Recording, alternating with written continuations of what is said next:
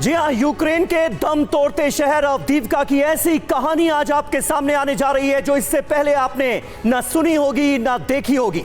World coverage का number 1 show शुरू करने जा रहे हैं। आपके साथ मैं हूं समीर अब्बास, मेरे साथ रवि मिश्रा मौजूद हैं, करुणा शंकर मेरे साथ मौजूद हैं और तमाम खास मेहमानों का एक बड़ा पैनल हमारे साथ जुड़ चुका है। रूस और यूक्रेन के बीच चल रही जंग को 1 साल से ज्यादा का वक्त बीत चुका है और दोनों तरफ से विनाशक हथियारों का इस्तेमाल जारी है। यूक्रेन के कई शहर तबाह हो चुके हैं, कई जिंदगियां बर्बाद हो चुकी हैं। अब एक और शहर तबाही की कगार पर है। आज उसी शहर की ग्राउंड रिपोर्ट आपके सामने आने जा रही है। साथ ही आपको जापान सागर में रूस की मिसाइल टेस्ट की तस्वीरें भी दिखाएंगे। वहीं यूक्रेन पहुंचे अमेरिका के सबसे विध्वंसक बम की भी बात करेंगे और पुतिन की एटमी धमकी पर अमेरिका में खौफ की बात भी होगी। ज़ैपोरिज़िया से एटमी सुनामी के अलर्ट की भी जानकारी आपको देंगे, लेकिन सबसे पहले इस वक्त की बड़ी खबर के साथ करेंगे शुरुआत। तो देखिए, बड़ी खबर के साथ हम आपको शुरू कर रहे हैं और बता रहे हैं कि वॉर जोन के हालात क्या हैं। रूस यूक्रेन के बीच भीषण जंग से अवदीव्का में तबाही मची हुई है। चारों तरफ किस तरह से खंडहर में तब्दील हो रहा है, दम तोड़ रहा है ये शहर। अवदीव्का को धरती से मिटाने की कोशिश है, ये स्थानीय अधिकारी बोल रहे हैं। दोनों तरफ से रॉकेट हमलों की वजह से पूरा शहर इस वक्त तबाह हो गया है।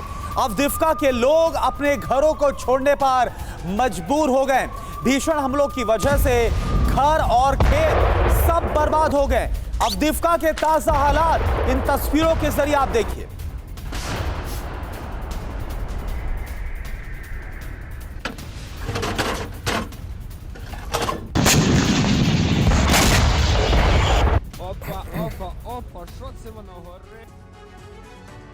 जी हाँ, तो बात हो रही है अवदीव्का की द घोस्ट सिटी। और ये बातें क्यों कही जा रही है? अवदीव्का में रूस यूक्रेन के बीच भीषण जंग चल रही है। हर दिन मिसाइल और रॉकेट से हमले हो रहे हैं। इमारत, किंडरगार्टन, खेत सब तबाह हो चुके हैं। युद्ध की वजह से लोग घर छोड़कर जाने को मजबूर हैं। अवदीव्का के डोनेस्क में रूस के कब्जे की कोशिश चल रही है। वैगनर ग्रुप के लड़ाकों की संख्या यहां लगातार बढ़ रही है। अवदीव्का को धरती से मिटाने की कोशिश ये स्थानीय अधिकारी बता रहे हैं। समझा जा सकता है कि कितना भीषण हमला और कितनी भीषण जंग यहां चल रही है। बिल्कुल सही बात है। और पूर्वी यूक्रेन का यह शहर अवदीव्का ऐसा लगता है कि बर्बादी की कगार पर पहुंच गया है। और मुझे याद आता है बाखमुत की तस्वीरें थोड़े दिनों पहले हमने आपको दिखाई थी और कहा था कि एक शहर की मौत हो चुकी है, ऐसा लग रहा है। और अब कुछ ऐसी ही भयानक भयावह तस्वीरें अवदीव्का से भी सामने आ रही हैं। अवदीव्का एक दम तोड़ता शहर। आखिर इस वक्त किस तरह का आलम है इस शहर में? अब आपको अवदीव्का की अलग अलग तस्वीरें हम दिखाने जा रहे हैं जिनसे यह साबित होता है कि जंग ने एक शहर को कैसे मौत की कगार पर लाकर खड़ा कर दिया है। जी हां, ये तस्वीरें देखिए। ये अवदीव्का के तमाम इलाके इस वक्त किस तरह से भीषण जंग की चपेट में हैं, ये तस्वीरें साफ कर रही हैं। बड़े बड़े विनाशकारी हथियारों से यहां पर हमले किए जा रहे हैं और खतरनाक हथियारों का इस्तेमाल इस जंग में किया जा रहा है। मिसाइल अटैक का एक बिल्कुल नया वीडियो इसी अवदीव्का से सामने आया है। इसके बारे में भी आपको तफसील से जानकारी देंगे। एक नहीं, दो नहीं, ऐसी तमाम तस्वीरें अवदीव्का से सामने आ रही हैं जो इस शहर की बर्बादी की दास्तान बयां कर रही हैं। खंडहर बन चुके हैं यहां पर तमाम घर।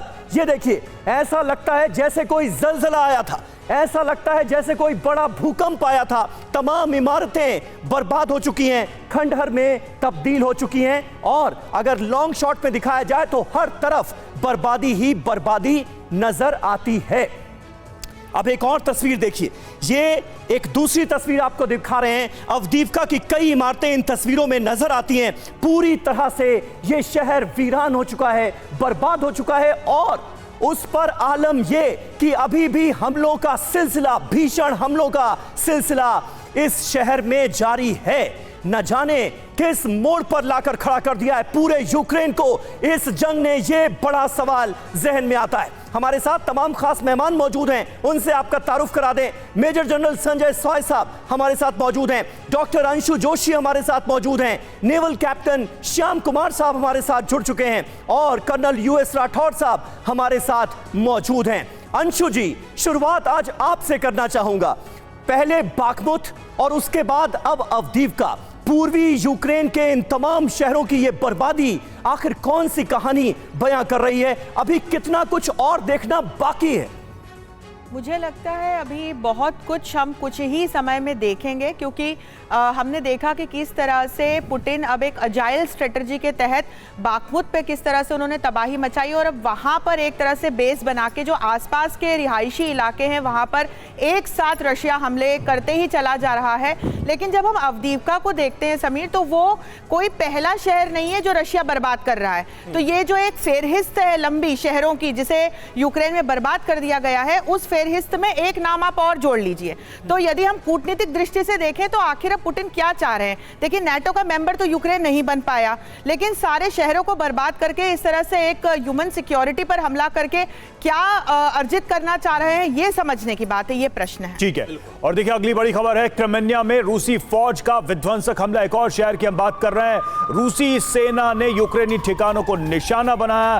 टॉस 1A मिसाइल से यूक्रेनी ठिकाने तबाह किए। तस्वीरें आप देखिए किस तरीके से क्रेमेनिया में रूसी सेना ने यूक्रेनी पोस्ट को तबाह किया, यूक्रेनी ठिकानों को टारगेट किया है। अवदीवका की हम बात कर रहे थे, ये तस्वीरें क्रेमेनिया से हैं और एक के बाद एक कई शहरों में ये सारी गतिविधियां हम देख रहे हैं। सोई सर, यही जो अंशु मैम ने प्रश्न छोड़ा था, मैं उसी से बात शुरू करना चाहता हूं कि रूस या पुतिन का अब इंटेंट क्या है? टोटल डिस्ट्रक्शन ऑफ यूक्रेन, क्या हम ये कह सकते हैं? देखिए, ऐसा है कि अवदीवका जो है जैसे डोनेट्स्क रीजन का इलाके में पड़ता है, जो कि रशिया ने एक बाउंड्री डिक्लेयर की है कि ये 4 इलाके मेरे हो गए अभी, ये डोनेट्स्क, लुहांस्क, क्रीमिया और ज़ैपोरिज़िया। तो ये जो उस इलाके के अंदर पड़ता है, तो ये कारण है कि रशिया इसको अभी कंसोलिडेशन वाली स्टेज चल रही है कि इन इलाकों को पूरी तरह से मैंने कब्जा करना है, जहाँ थोड़ा बहुत रेजिस्टेंस बच रहा है उसको खत्म करना है। उसके लिए रशिया की ये जो चीज़ पहले पुरानी मानी जाती है, चाहे वो हमने तो सर इस अंदाज में रूस करता हुआ नजर आ रहा है जैसे वो ये मान चुका हो कि इस शहर पर पूरी तरह से कब्जा कभी नहीं हो पाएगा, इसलिए बर्बाद कर दो। कब्जा नहीं कर सकते तो बर्बाद कर दो। नहीं, ये रशिया की पुरानी टेक्निक रही है कि जहाँ भी रेजिस्टेंस मिलता है वो फिर उसको पूरी तरह से बर्बाद कर देते हैं, क्योंकि वो चाहते हैं कि कम से कम कैजुअल्टी हो, बिल्टअप इलाका हो, जहाँ पर बिल्कुल आर्टिलरी बम्बार्डमेंट, टैंक के द्वारा बम्बार्डमेंट, जहाँ भी थोड़ा बहुत रेजिस्टेंस है उनको उस प्रकार से पूरी बिल्डिंग को उड़ा दिया जाता है। और आज ये जिस प्रकार से आप तस्वीरें दिखा रहे हैं, ये पूरा शहर खंडर बन चुका है। बिल्कुल सही बात है, जिस बात का आप जिक्र कर रहे हैं संजय सोय साहब, वही हम होता हुआ देख रहे हैं अवदीवका में। इस बीच यूक्रेन जंग को लेकर रूस अमेरिका के बीच टेंशन बढ़ती नजर आ रही है। रूस क्या दावा कर रहा है, ये देखिए। यूएस की लॉन्ग रेंज वेपन से अटैक किया जा रहा है, ये कहा गया है, और यूक्रेन इस तरह के हमलों को अंजाम दे रहा है। GLSDB गाइडेड मिसाइल को इंटरसेप्ट किया गया है, ये रूस बता रहा है। अमेरिकी GLSDB का कर रहा है इस्तेमाल यूक्रेन। रूस का बड़ा दावा, हाइमार्स के मुकाबले ज्यादा रेंज की ये मिसाइल मानी जाती है। कितनी घातक है और मैदाने जंग में इसका इस्तेमाल आने वाले वक्त में क्या कर सकता है, इसकी पूरी डिटेल आपको करुणा देंगे।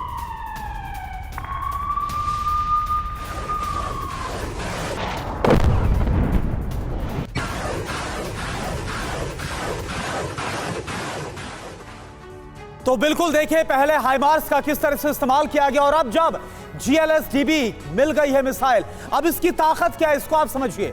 150 किलोमीटर की रेंज तक ये अटैक करने में सक्षम है। GPS की मदद से अटैक करता है, किसी भी मौसम में अटैक में सक्षम है ये मिसाइल, किसी भी जैमर को भेदने की भी इसमें पूरी क्षमता है। और क्या खास बात है, 3 फीट के वेपन को भी तबाह कर सकता है। M26 रॉकेट मोटर GBU 39 को मिलाकर इसको बनाया गया, बेहद शक्तिशाली। साब AB और बोइंग कंपनी ने इसे बाकायदा बनाया है। GLSDB की कीमत $40,000 है। और आप देखिए इस घातक मिसाइल के जरिए जिन हमलों का अंजाम दिया जा रहा है, इसके बाद रूस की तरफ से अब इस पर जो गुस्सा है वो जाहिर किया गया है। यस राठौर सर, मेरा सवाल आपसे है कि हाइमार्स ने किस तरह से तबाही मचाई रूस के लिए सबने देखा। अब ये जो नई मिसाइल है जिसका हम जिक्र कर रहे हैं, क्या लग रहा है कि जो हम देख रहे हैं इस वॉर में रूस और अमेरिका आमने सामने आते हुए नजर आ रहे हैं, क्या ये जो टक्कर, ये नफरत और एक अगले मुकाम में पहुंचती हुई नजर आएगी और इसका क्या अंजाम होगा? देखिए करुणा, ये जो ground launch small diameter bomb है, ये इसी युद्ध के दौरान इम्प्रोवाइज किया गया है। ये एयर फोर्स का बॉम्ब होता था, डम बॉम्ब था ये।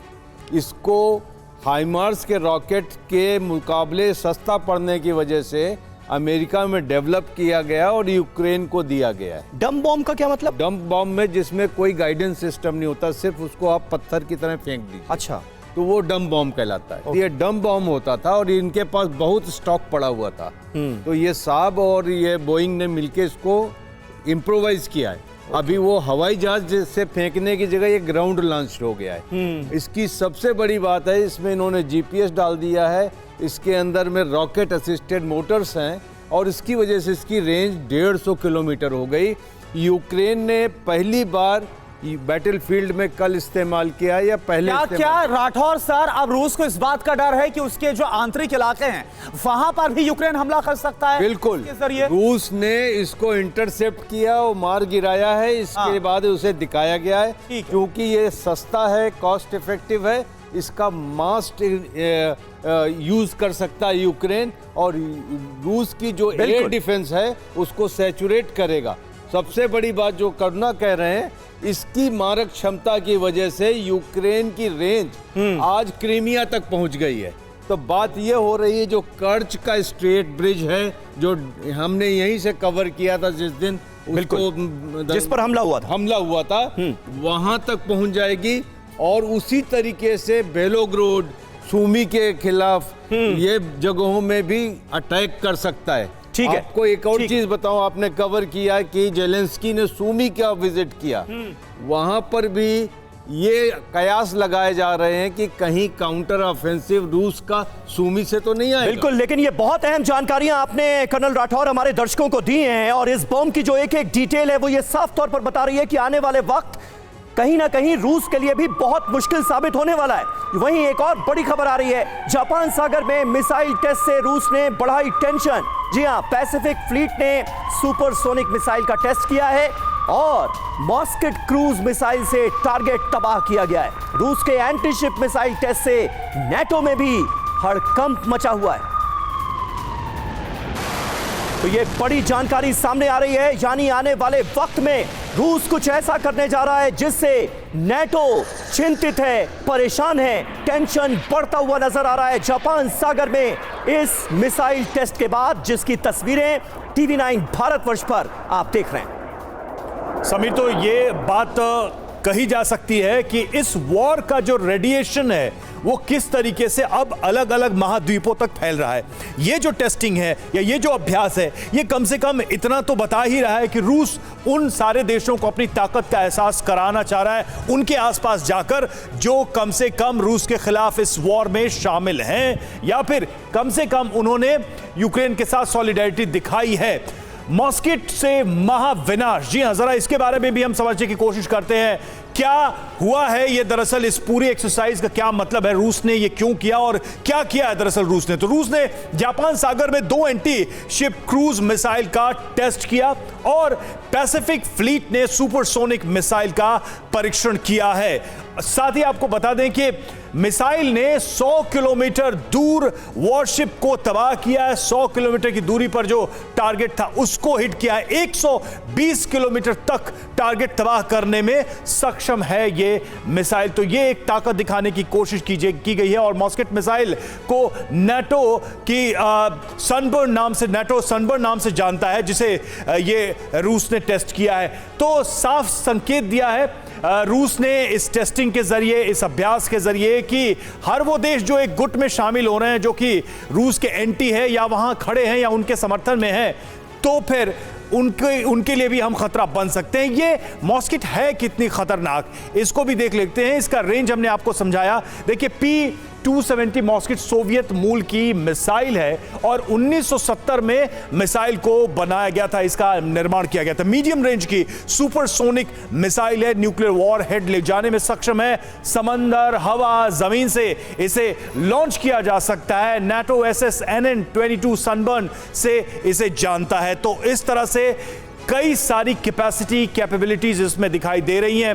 न्यूक्लियर वॉर हेड ले जाने तक की क्षमता इसमें नजर आ रही है। कैप्टन श्याम, ये सवाल आप ही से, जापान को क्या मैसेज दे रहा है रूस?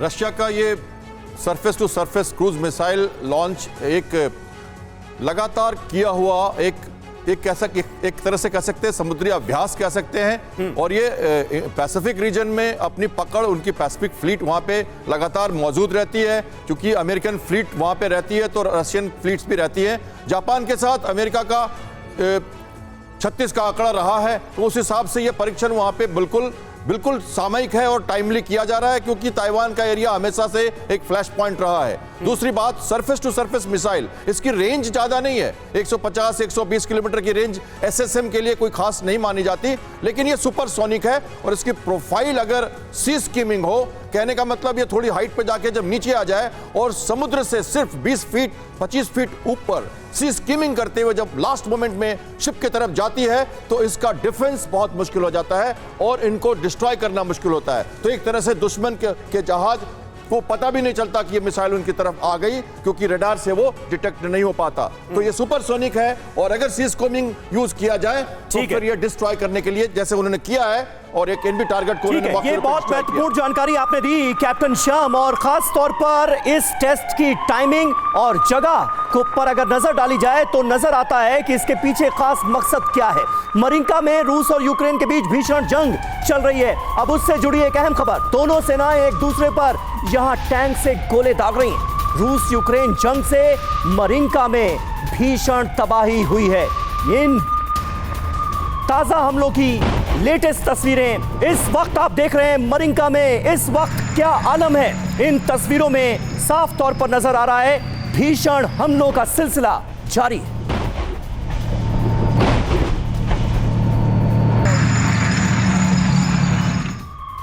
और अब देखिए एक और बड़ी खबर, यूक्रेन से वॉर के बीच रूस से बड़ी खबर आ रही है। खबर क्या है? जंग के लिए तेजी के साथ हथियार बना रहा है रूस। रक्षा मंत्री सरगई शोइगु हथियार कारखाने का खुद दौरा करने पहुंचे। तस्वीर आप देखिए, चेल्याबिंस्क और किरोव की हथियार फैक्ट्री का दौरा खुद किया है। देखिए सरगई शोइगु आपको नजर आ रहे, रूस के रक्षा मंत्री। और दर ज़ापोरिज़िया न्यूक्लियर प्लांट से तबाही की आशंका बनी हुई है। ज़ापोरिज़िया प्लांट पर आईएईए चीफ राफेल ग्रॉसी की चेतावनी। ज़ापोरिज़िया में चल रही भीषण जंग से प्लांट पर खतरा बना हुआ है। ज़ापोरिज़िया प्लांट के पास हो रहे धमाके बेहद खतरनाक, आईएईए की तरफ से कहा गया है। प्लांट के पास हो रहे अटैक से बार बार ब्लैक आउट हो रहा है, ये कहा है आईएईए ने। तो देखिए ज़ैपोरिज़िया में जो कुछ घट रहा है वो कहीं ना कहीं पूरी दुनिया की चिंता बढ़ाने वाला है, और यही वजह है कि आईएईए भी खासा चिंतित नजर आ रहा है ज़ैपोरिज़िया के परमाणु पावर प्लांट को लेकर, क्योंकि यहां पर अगर हमले तेज होते हैं और खुदा न खास्ता अगर पावर प्लांट को निशाना बनाया जाता है तो उसका रेडिएशन बड़े पैमाने पर असर करेगा, मानवता पर कहर ढाया जा सकता है इसके जरिए। लेकिन क्या इसकी संभावना बढ़ती जा रही है? ज़ैपोरिज़िया से क्या परमाणु तबाही मुमकिन है? ज़ैपोरिज़िया प्लांट के पास क्या घटा है, आपको इसकी एक एक डिटेल देते हैं। प्लांट के पास भी दरअसल भीषण युद्ध जारी है। एक छोटी सी गलती कयामत ला सकती है इस रीजन में। प्लांट के पास दोनों तरफ से हो रहे हैं जबरदस्त हमले। अभी तक न्यूक्लियर पावर प्लांट सुरक्षित है, लेकिन कब तक, यह बड़ा सवाल है। लगातार अटैक से प्लांट पर नुकसान की आशंका है। प्लांट में बार बार ब्लैकआउट होना बेहद खतरनाक है। ये कुल मिलाकर स्थितियां इस वक्त हैं। रूसी सैनिक प्लांट कर्मचारियों को भी धमकी देते हुए नजर आ रहे हैं, क्योंकि यहां पर रूस का कब्जा है। कर्मचारियों को सहयोग करने के लिए मजबूर किया जा रहा है। बहुत सारे ऐसे कर्मचारी हैं जो उनके साथ सहयोग नहीं कर रहे। आईएईए टीम प्लांट का निरीक्षण करने ज़ैपोरिज़िया जाएगी, यह तय किया गया है। यानी आईएईए भी ज़ैपोरिज़िया न्यूक्लियर पावर प्लांट को लेकर खासा चिंतित है, और यह हर किसी की चिंता की एक बड़ी वजह है। ज़ैपोरिज़िया कितना बड़ा खतरा है, ये जरा हम आपको समझाने की कोशिश करते हैं इन ग्राफिक्स के जरिए। यूरोप का ये सबसे बड़ा न्यूक्लियर पावर प्लांट है जो कि ज़ैपोरिज़िया में है, जहां इस वक्त जंग चल रही है। यही सबसे बड़ी चिंता का सबब। कितने न्यूक्लियर रिएक्टर्स यहां पर मौजूद हैं जानते हैं? 6 न्यूक्लियर रिएक्टर्स इस प्लांट के अंदर हैं। बिजली सप्लाई यहां पर क्यों जरूरी है? क्योंकि रिएक्टर्स की कूलिंग बहुत ज्यादा जरूरी है और उसके लिए यह सुनिश्चित किया जाता है कि बिजली सप्लाई बाधित ना हो। लेकिन जंग के दौरान ऐसा कई बार हुआ, रिएक्टर्स की कूलिंग पर असर पड़ा तो रेडिएशन लीकेज का खतरा है। रेडिएशन फैला तो आधे यूरोप में जबरदस्त तबाही मचेगी। इसलिए इस तरह के भीषण हालात में क्या कदम उठाए जाने चाहिए? प्रोफेसर अंशु जोशी, किस तरह से आप इस हालात को असेस करेंगी? होना क्या चाहिए और वाकई जो होना चाहिए वो होता हुआ नजर आ रहा है क्या? क्योंकि अभी तो हम देख रहे हैं कि प्लांट के इर्द गिर्द भीषण जंग छिड़ी हुई है। किसी से अगर कोई गलती हो गई तो उसका खामियाजा आधा यूरोप भुगतेगा। आपने बिल्कुल सही बात कही समीर कि यदि गलती से भी किसी प्रकार का रेडिएशन ज़ैपोरिज़िया से फैला तो चेरनोबिल में क्या हुआ था ये हम सभी जानते हैं। और हालांकि मैं इन दो प्लांट्स की तुलना नहीं करूंगी, लेकिन पिछले 6 महीनों में IAEA के चीफ की तरफ से 5वीं या 6ठी चेतावनी है। IAEA दरअसल ये चाह रहा है कि ज़ैपोरिज़िया का कंट्रोल IAEA को दे दिया जाए और वहाँ की सारी सुरक्षा की व्यवस्था IAEA देखे। और यदि हम नियम कानून के तहत देखें जो अंतर्राष्ट्रीय स्तर पर IAEA ने एस्टेब्लिश कर रखे हैं ताकि किसी प्रकार का रेडिएशन कहीं ना फैले या न्यूक्लियर खतरा ना हो, तो ये ठीक भी है। लेकिन IAEA को रशिया जो है वो हमेशा पश्चिमी खेमे का एक इंस्टीट्यूशन या अमेरिका के द्वारा बायस्ड एक इंस्टीट्यूशन मानता आया है और यही कारण है कि रशिया ज़ैपोरिज़िया पर जो कब्जा करके बैठा है वो कभी नहीं छोड़ने वाला, चाहे IAEA कितनी ही चेतावनियां दे दें। और ये बात तो सही है, अगर रेडिएशन फैला तो रेडिएशन भौगोलिक सीमाएं नहीं जानता है और तब रशिया भी इसकी चपेट में आएगा, जद में आएगा। ये भी अहम है और इसका भी जाहिर सी बात है कि रूस भी इसका ख्याल रखे क्योंकि नुकसान तो उसको ही बहुत बड़ा भुगतना होगा। बेलारूस में ये देखिए बिग वॉल के जरिए आपके सामने सारी इंफॉर्मेशन। बेलारूस में रूस की एटमी तैनाती पर यूएस की नींद उड़ी हुई है। यूएस किस तरह से इससे काफी घबराया हुआ है आप समझिए। अमेरिका को छोटे न्यूक्लियर वेपन इस्तेमाल करने की आशंका, यानी कि जो टैक्टिकल न्यूक्लियर वेपन जिसका बार बार जिक्र होता है। बेलारूस में एटमी तैनाती के बाद बेहद ही गंभीर नतीजों की आशंका जो बाइडेन को सता रही है। अब 3 बड़े सवाल क्या है ये देखिए। पहला सवाल, क्या वॉर में एटमी खतरा अब तक के शिखर पर पहुंच गया है, यानी जो खतरा था वो सच्चाई में तब्दील हो सकता है? एक सवाल ये भी है, क्या जंग लंबी खिंचने की वजह से पुतिन एटमी अटैक के मूड में आ चुके हैं, इसलिए अब वो बेलारूस में न्यूक्लियर वेपन की तैनाती का फैसला कर चुके हैं? क्या अब पश्चिम के साथ सीधा टकराव चाहते हैं पुतिन? ये 3 बड़े सवाल हैं जिसको लेकर जो बाइडेन की चिंता काफी ज्यादा बढ़ गई है। Naval captain Shyam Kumar sir, मेरा सवाल आपसे है, जो बाइडेन की ये जो चिंता है वो कितनी वाजिब है? क्या वाकई में आपको लग रहा है, क्योंकि वो पुतिन जिन्हें प्रेडिक्ट करना बहुत ही नामुमकिन है, उनके वो अब कभी भी अगर हालात इतने खराब हुए तो न्यूक्लियर वेपन का भी इस्तेमाल कर सकते हैं? न्यूक्लियर वेपन का इस्तेमाल, जैसा हमारे को पैनलिस्ट ने अभी कहा, थोड़ी दूर की बात है। जहां तक ये deployment of tactical nuclear weapons जो बेलारूस में है, ये तो एक तरह से होना ही है। ये तो तब हुआ था जब बेलारूस ने 4 दिन के युद्ध के बाद ये कहा था कि उनके Su-25 एयरक्राफ्ट जो है वो न्यूक्लियर कैपेबिलिटी के लिए तैयार हैं और रशिया उन्हें यूज कर सकता है। तो ये तो फरवरी 22 की बात है। उसके बाद से तो बहुत दूर तक पानी बह चुका है। तो ये पोलैंड और नाटो के लोग और नाटो की संख्या जो जमावड़ा बन रहा है बेलारूस के बॉर्डर पे, और उनका क्लिनिग्राद वहां पे एक नेवल बेस है बहुत बड़ा। लेकिन ये इस वक्त पूरी दुनिया की चिंता है कि ये जंग कहीं परमाणु युद्ध में तब्दील तो नहीं हो जाएगी। तैनाती तो दोनों तरफ से हो चुकी है, हम देख रहे हैं, लेकिन इस्तेमाल भी होगा क्या? देखिए समीर, यहाँ पर 2 चीजें समझने लायक है। अमेरिका के naval nuclear weapons eastern Europe में 4 मुल्कों में तैनात हैं जी, जिसके बारे में कोई बात नहीं करता। जैसा अभी कैप्टन श्याम ने कहा, रशिया का एक एन्क्लेव है कैलिनग्राड। कैलिनग्राड एक छोटा सा एन्क्लेव है, वहाँ न्यूक्लियर बेस ही है जो कि बेलारूस में पहले से बेलारूस से उसकी सीमा मिली हुई है और बाल्टिक सागर में है। उसके लिए कोई बात नहीं करता। लेकिन जब बेलारूस में पुतिन ने बोला हम अपने SRBM लगाएंगे तो ये सारी चीजें शुरू हुई। यही तो पुतिन कह रहे थे ना कि अमेरिका अगर मित्र देशों में परमाणु हथियारों की तैनाती करे तो कुछ नहीं, हम बेलारूस में करें तो दिक्कत है। अब इसमें बात ये है कि पोस्चरिंग है और मैसेजिंग है।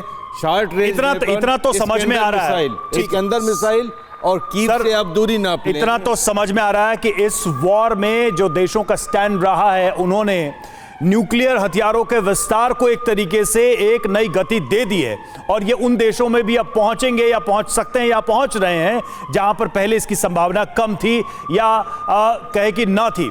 और पुतिन के बेलारूस में एटमी वेपन तैनाती ऐलान पर एक बड़ी खबर है। 31 मार्च को यूएनएससी की बैठक में इस पर चर्चा होगी।